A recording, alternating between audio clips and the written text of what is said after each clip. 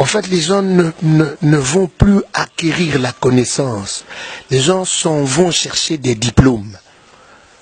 Et c'est écœurant, comme on a un comité à niveau de bateau basse, mikonzio, basse censé, qu'on exemple, comme qu'on peut ça passe, il y a chasse au diplôme. C'est écœurant. C'est ça la différence. Il y a moi, ma cambe belé, ça, que tu as kilo de tête. Comme kilo na Congo, mon a le cambo talobi.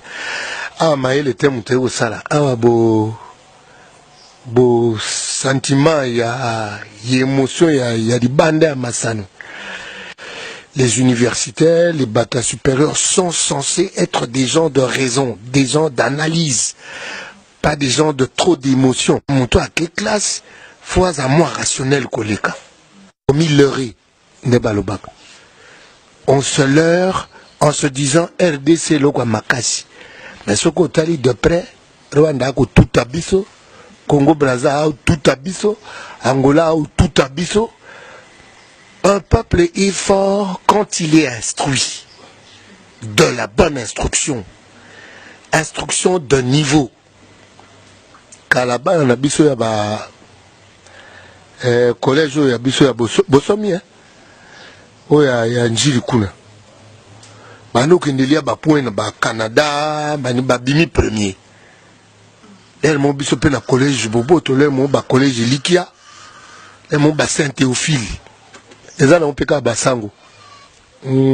C'est-à-dire, les lois qui instruction, moi, ma cas, c'est très mimi, na l'école à Bassango, na ba, l'école belge, l'école française, ba, on dit, ba, kolo makambon, ba, il a eu ce membre classe, mais cette curiosité n'est pas dans le chef de l'homme congolais.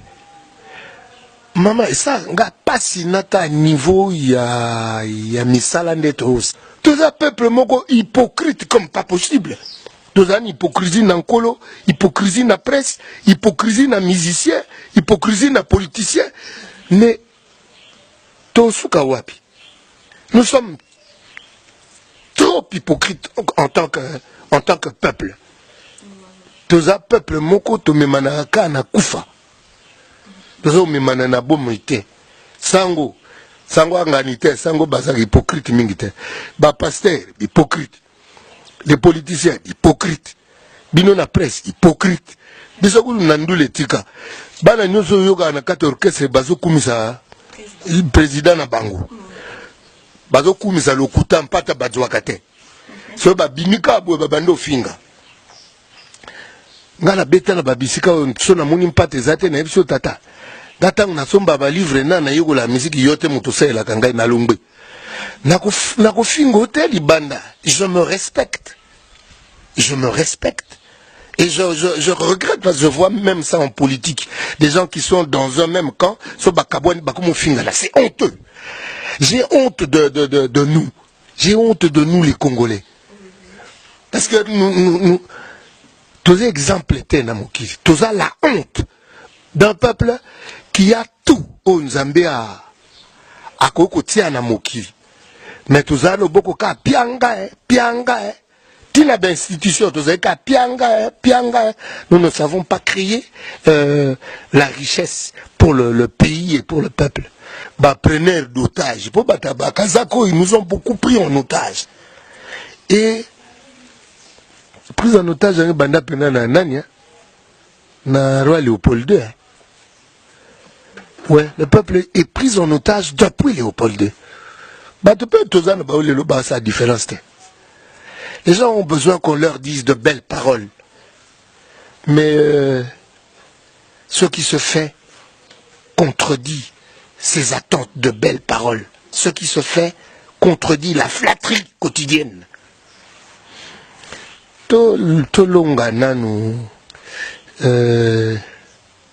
on venait de fêter 80 ans, il y a Papa Simaro. Papa Simaro a écrit plus de 300 chansons.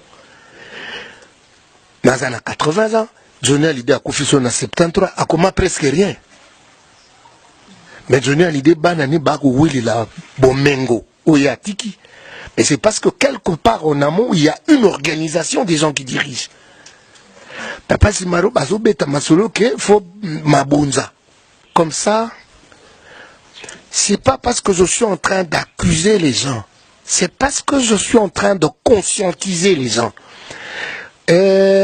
Baba sozo laksa mutu musapibo. Sozo laksa musapibo. Mingezonga epana yomoko. Je m'interdis de me taire parce que je serais me taisant moi-même aussi par rapport à moi-même. Yango analinga analoba po esusu musa apengai. Ah, olobaki boye po na baninga tala nzela yo zali.